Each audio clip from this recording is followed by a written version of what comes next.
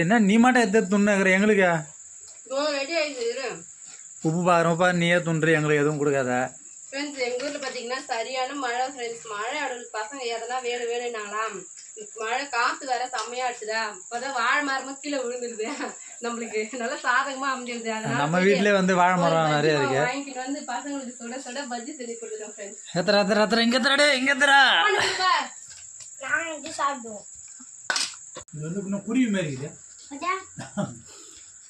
Friends. இப்போ வந்து பார்த்தீங்கன்னா மழை வந்து செம்மையாக பெஞ்சிட்டு இருக்கு.